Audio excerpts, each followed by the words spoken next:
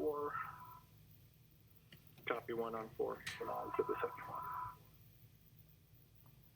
Cassidy and Binkin are now working simultaneously on these axial shields, number 2 and 4. Made a bunch of the loop.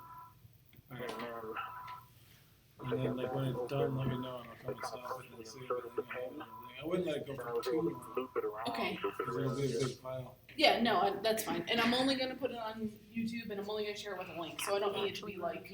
Number 3 Yeah, I guess let it run first. for a few minutes, I'll come back on stuff. You're amazing. Relaying some How long best do you want? practices I'll set to a Bob timer. Binkin as he continues to work to release number I'll 4. wait. Okay.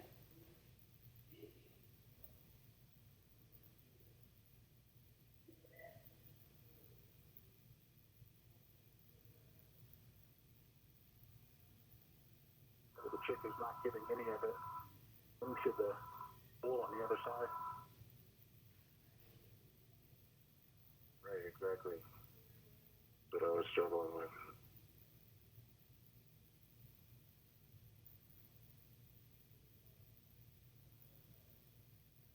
Josh, do you want to do the tidying up, pinching up now on 3, or should I? Do you guys prefer? Chris, we're taking a look right now. It looks good to us in the camera, as long as you're content that it is going to stay there. It does look good to us, and we're happy for you to move on. No, I'm not happy with it. I was just getting ready to cinch. I was wondering if you wanted to wait on cinching 3 or just kind of okay. Gotcha. No, we're go for you to cinch shield 3.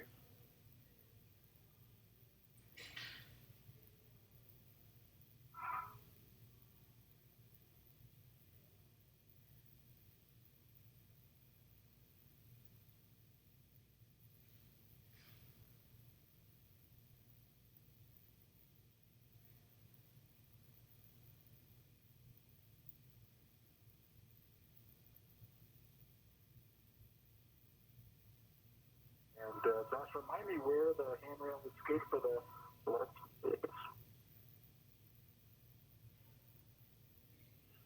And Bob, you're broken. Say it again. Just remind me where the generate the lark snot from. Copy. So on the kind of the top surface of the shield that you're looking at, there's 2 handholds, 2 shield handholds, and we're going to run 1 tether extender through each one. Lock's not there.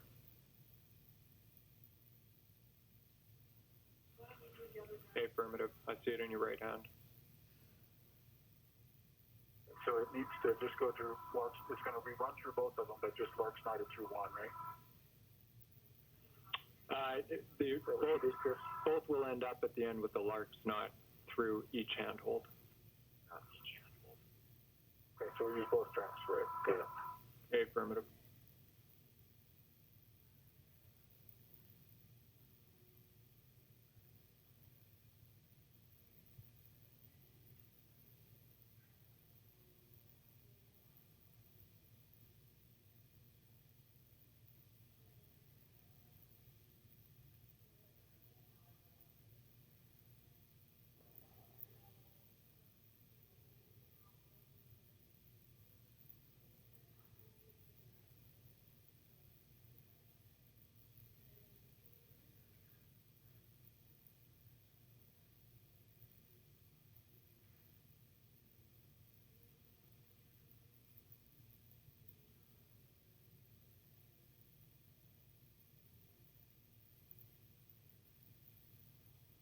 And that looks good on the right, Bob.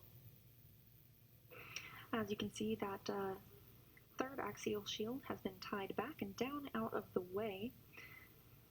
Cassidy is now working on axial shield number 2, while Binkin continues working on number 4.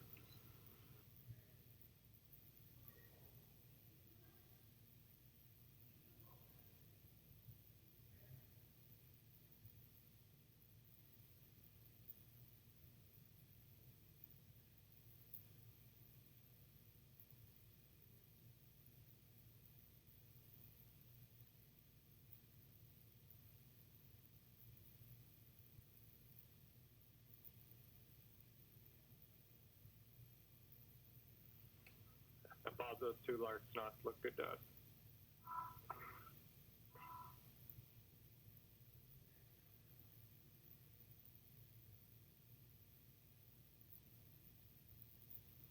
For Bob, we just want to cinch the larks knots up nice and tight so that they don't have any compliance.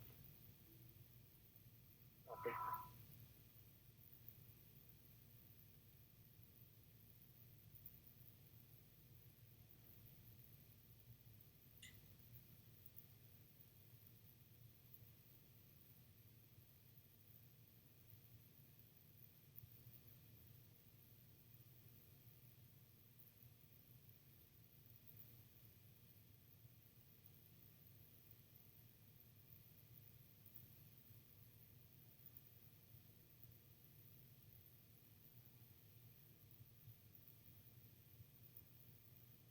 Capture the picture.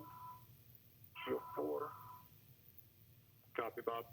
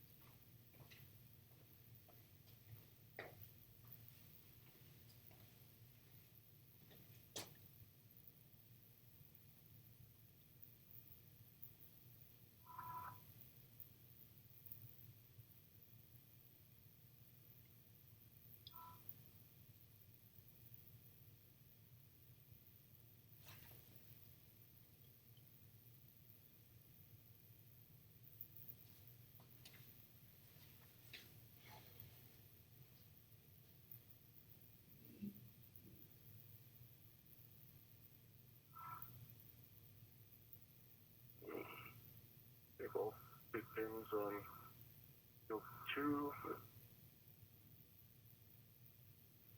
Chris, we copy both on 2.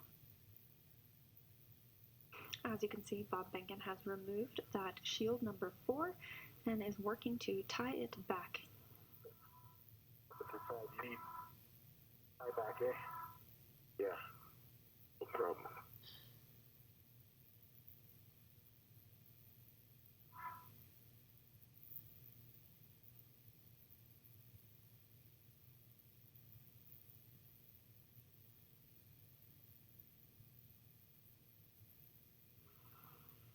And a final caution as we work towards having all the shields pulled back is to avoid the CVM sealing surface.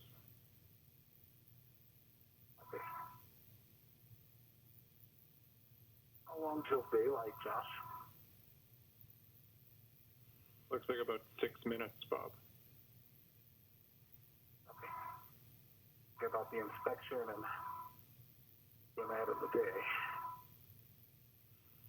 And Bob, that's exactly right. From here, once everything's tied back, you'll be providing some video, doing the CBM sealing inspection, and then we'll be packing up to go back.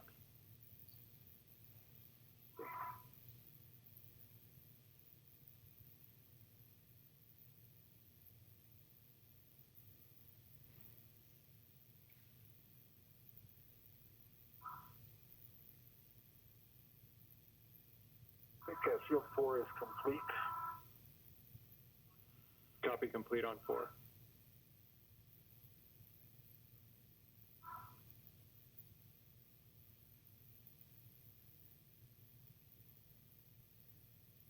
Imagine that bag with 4 more adjustables in it. Yeah. It's going to be a lot to keep track of. They all look the same. It's these. So the next thing I can do, Josh, is just start getting ready for the inspection. It's probably a single person on top of the shield mask. Bob, that's affirmative. What we have here is we'll anticipate Chris finishing off Shield 2, and if you can get the GoPro ready and turned on, we'll film some footage of the CVM sealing surface and give it a good inspection, looking for metal and anything with vertical relief. Okay.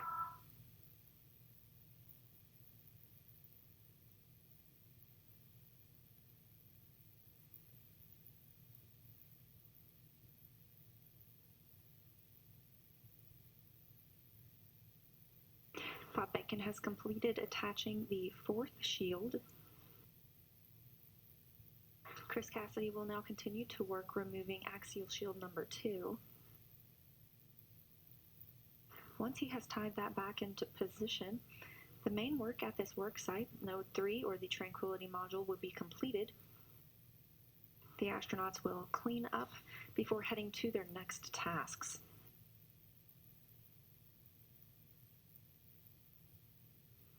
And for Chris, it's hard to see from here how far that shield's going to go when you pull it back, but we just want to make sure it doesn't end up covering your green hook. Okay. Good reminder, thank you.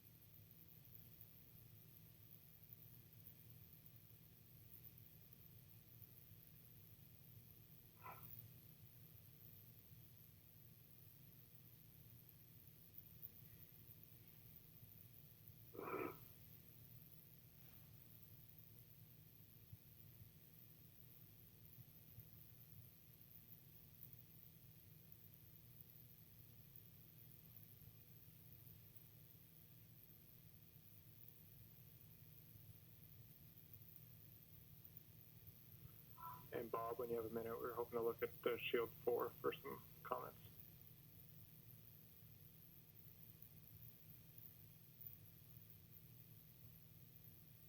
Go ahead with 4.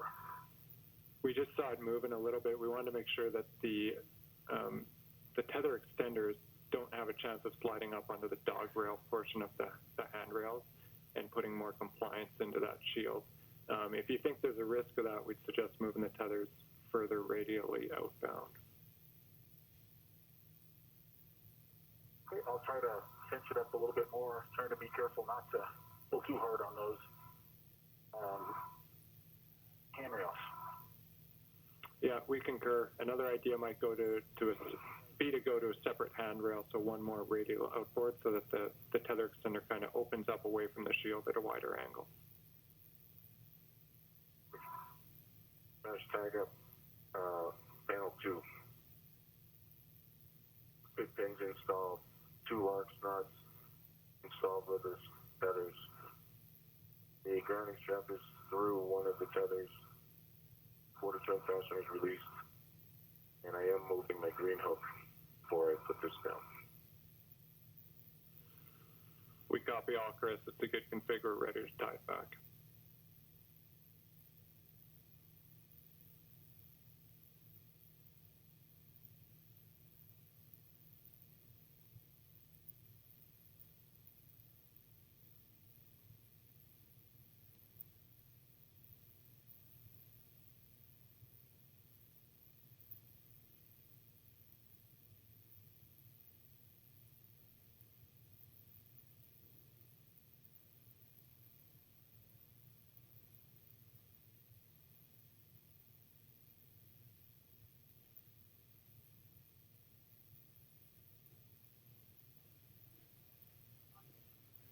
And we see you working, Bob, just to confirm that we don't put the safety tether over, sorry, the large tether over a safety tether.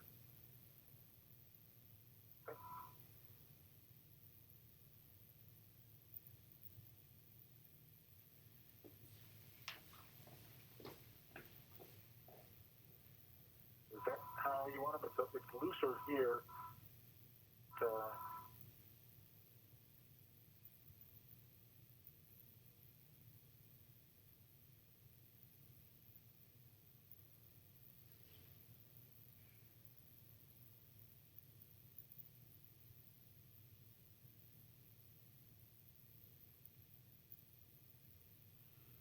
And Bob, we think Shield 4 is in a good config. It's hard for us to see. We just want to make sure that there's no chance of it, the tether riding up and over onto the dog rail and then the shield coming up towards the stovepipe. But right now, we have the separation. It can't come up over the dog rail because it's hooked to the standoff, but I can't make it any snugger because of it's not long enough. Reasons. Physics. Okay, if it can't come up over, that's the part we're not able to see from here, then we concur. I think it's good. It can do is flop a little bit, but it is what it is without a cinching mechanism. Yeah, the flopping is fine so long as it doesn't move inboard, but I think it looks like it's in place good. Okay.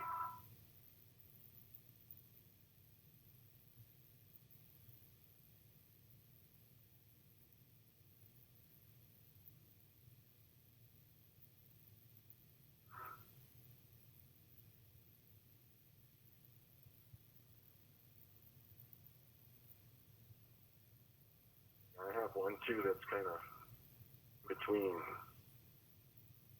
Yeah, we see it.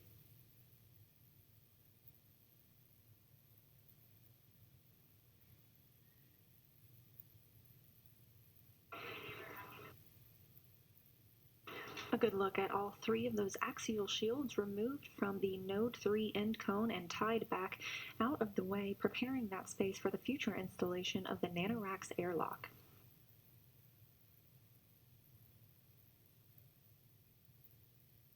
Okay.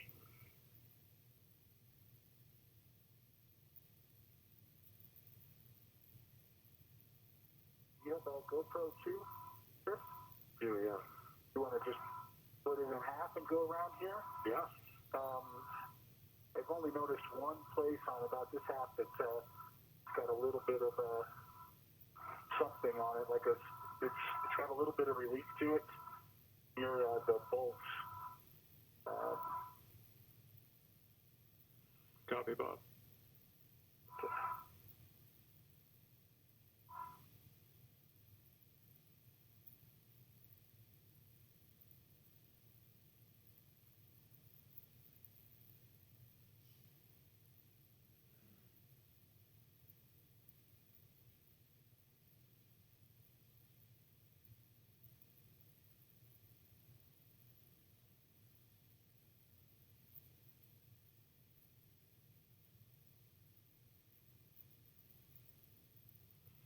And Bob, can you take a stab at what that could possibly be? We're interested in whether or not it appears to be metal or if it could be liquid or grease or something like that. I would hesitate to speculate what it could be without, pushing on it a little bit. It looks like a speck. It's got a little bit of a shine to it, but a lubricant could do the same thing. Copy.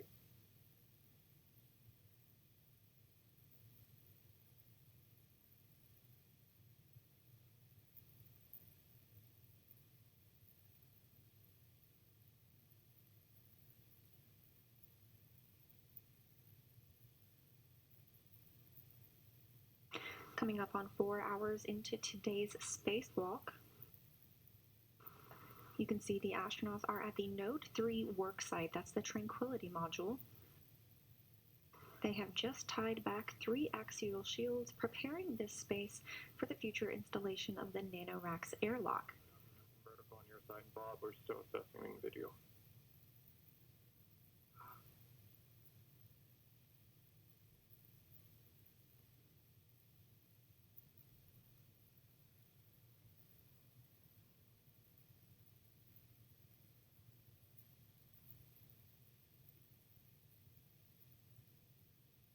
The crew is now taking footage of the work site to be relayed to the ground for future inspection.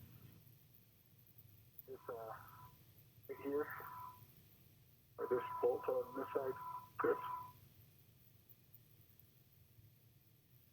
They will then begin cleanup of the site before moving on to their next tasks, which involves cable routing.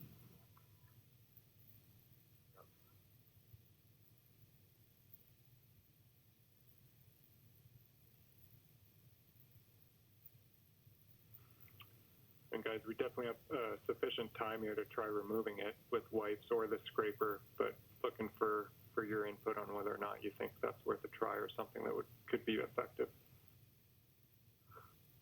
Okay, I think we could try the scraper. And we just go right away from the bolt hole. It's a pretty small fleck. Like I'm guessing that it's a dry lube, based on there are some other small flecks near the bolt that appear to be, I guess, some dry lube. So this one is a little bit bigger. It's bigger than a pinhead, so what I think the thing to do is just the scraper. Copy that.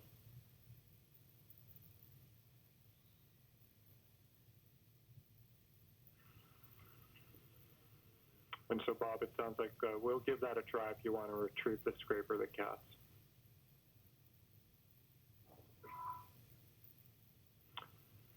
I'll read some cautionary notes to you. Of course, don't touch the FOD, and be careful not to push or scrape debris into or towards the CBM bolts.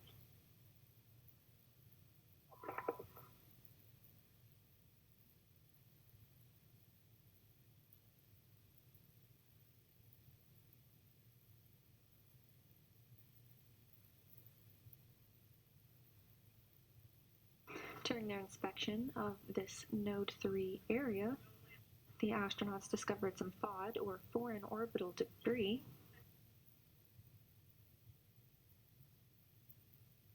They will attempt to use a tape scraper to remove that.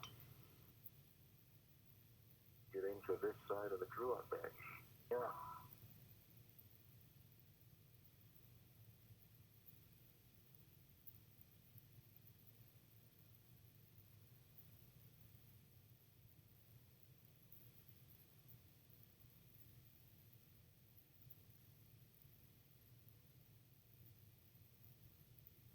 A short satellite handover here, and you are looking at a view of the International Space Station Flight Control Room in Houston, Texas.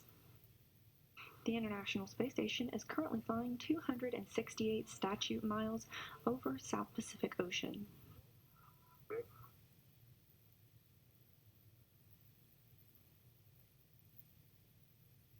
It's going to be one of those things that comes off with a little push. Yeah.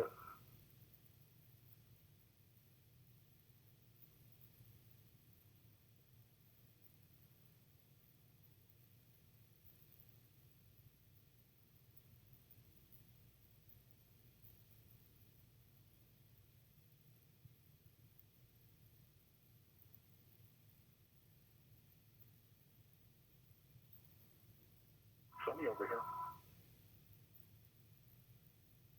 She's not here. She is.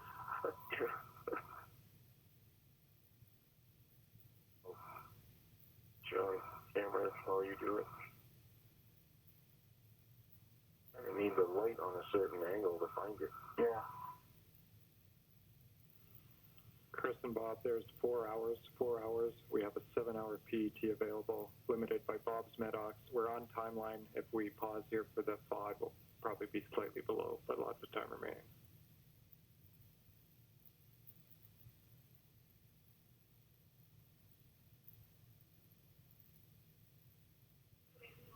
And as we see you working there, just a reminder to scrape away from the CBM bolts. We want to avoid contact with any RTLs or latches, and do not use the wipe to clean the CBM sealing surface. It's removed.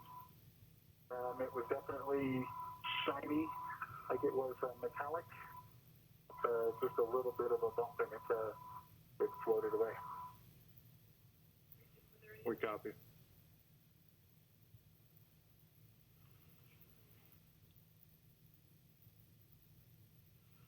And Bob, with you out there with the tools, looking for a final inspection and confirmatory that the ring now looks good. Your half of the ring looks good, right, Chris? Firm, yep. My half of the ring looks good as well. I don't see anything protruding above the plane of the CBM on or external. Copy, Bob.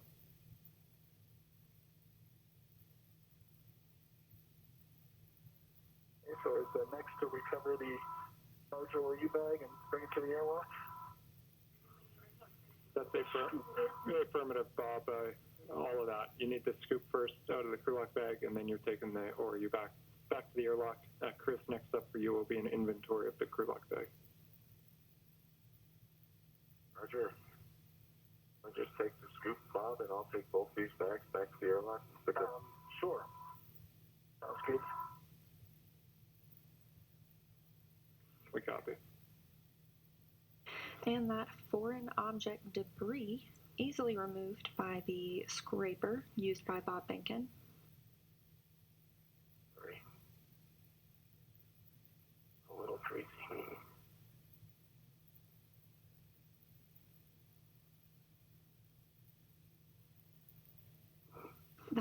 That wraps up the tasks here at the Node 3 work site. You got the scoop? You got the scoop.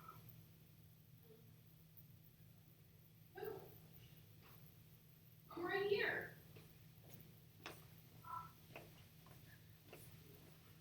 Bob will ask for a glove and half just before you pick your green hookup. Copy.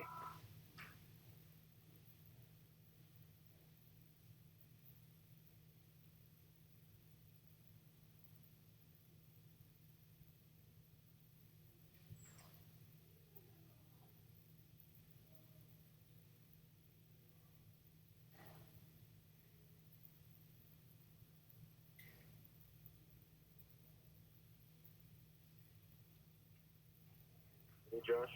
Crew lock bag.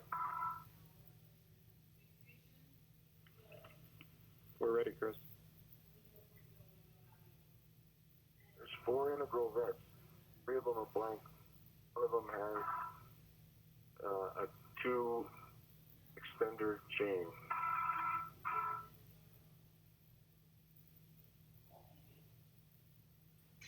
There's a small vet that's empty. Just to have the scoop, I believe. There's a vet to an adjustable with a wipe and scraper. And then a vet to an adjustable with 2 wire ties. Complete on the inside. And Chris, the inside of the bag looks good. Just let me know what's on the outside. Let me, a little.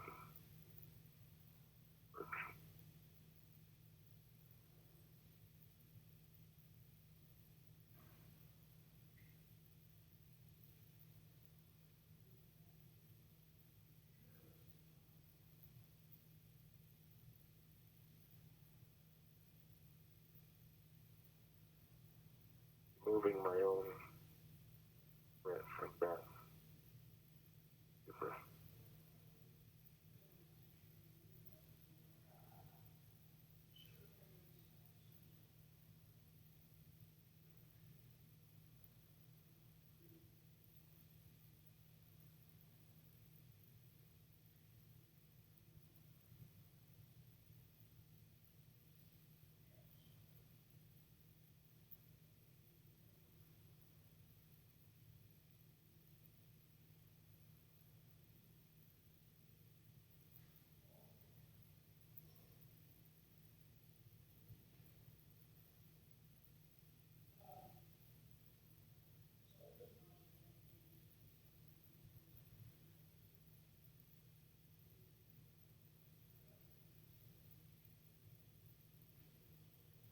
Try to take some pictures of the VM surface as well as the inventorying. And we appreciate it. And Jack, on the outside of the bag is just a large, small adjustable. That's a good inventory, Chris, on the crew lock bag.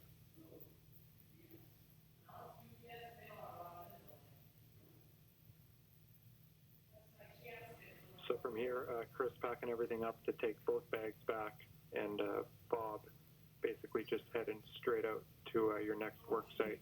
I can take a glove and a half from each of you when ready. Copy.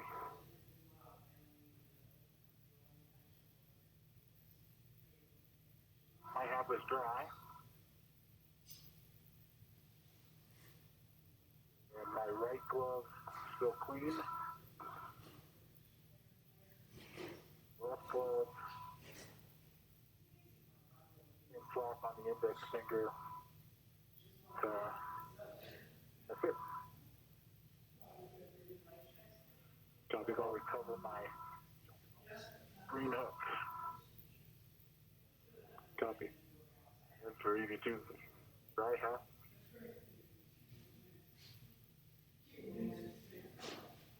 Okay, no change at all. They look really good. Copy, Chris.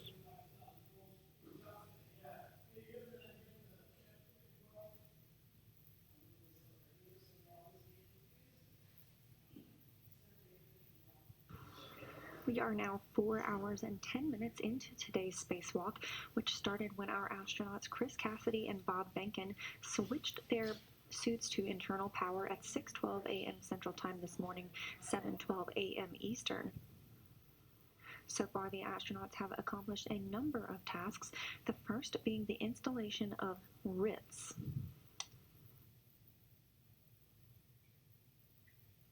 RITS is that Robotics Tool Storage, which is a protected storage unit outside the International Space Station. There was also some cable routing associated with that installation. The astronauts then moved on to remove the H fixtures. One was the 1A H fixture. These were used for ground processing the solar arrays prior to their launch, but needed to be removed prior to future power system upgrades. One on my BRG. We copy. On the first attempt to remove those H fixtures on July 1st, the astronauts ran into a little bit of trouble, but they were able to remove them cleanly and quickly today. As Cassidy worked to remove the 1AH fixture, Bob Behnken completed some cleanup at the Integrated Electronics Assembly, where the most recent 3 spacewalks have occurred. He then moved over to remove the 3BH fixture, another successful removal. Both astronauts headed back to the airlock for a safety tether reset before moving to Node 3, or Tranquility. Once they reached Tranquility, they began to prepare the area for a NanoRacks airlock to be installed once it arrives later this year.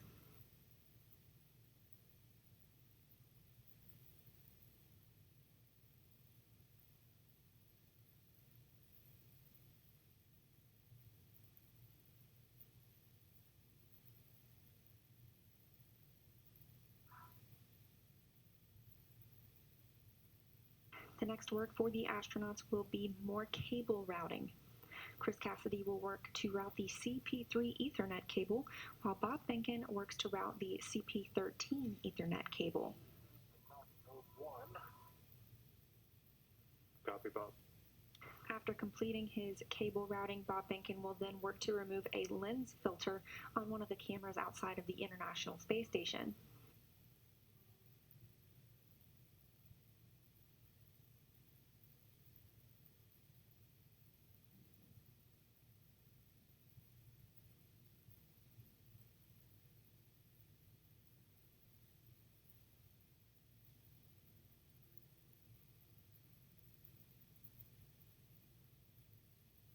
You'll notice I did put some fairleads in on your tether. Start heading back. Okay?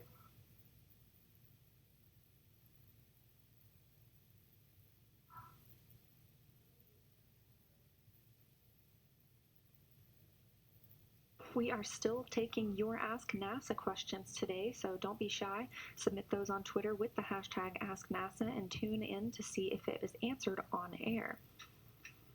In this one, our user would like to know if the spacewalkers have time for a snack or have any drinks within their suits. While there is no food available for the astronaut in their spacesuit, they do prefer to eat before the spacewalk. However, there is the option for the astronauts to drink inside their suits. There's a plastic water-filled pouch attached to the inside of the hard upper torso, or the largest part of the upper part of the spacesuit. There's a plastic tube with a valve that sticks out of the bag, and that can be adjusted to sit near the astronaut's mouth. Biting that valve opens the tube so the spacewalker can take a drink, and releasing the bite closes the valve once again. Copy, Chris. Heading back. Roger.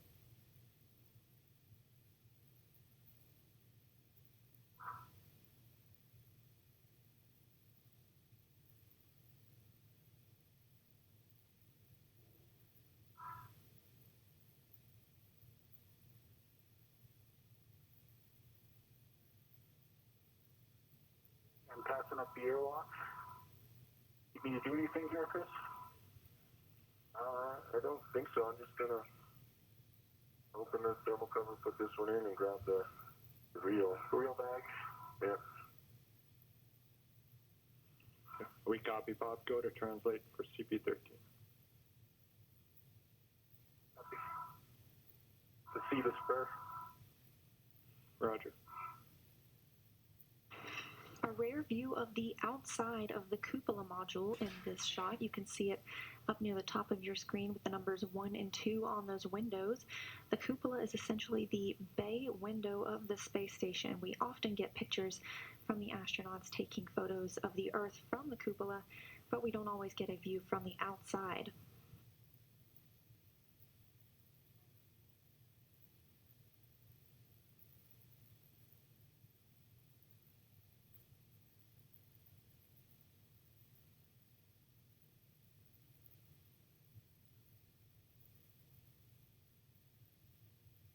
Okay, on to node 1. Copy, Chris.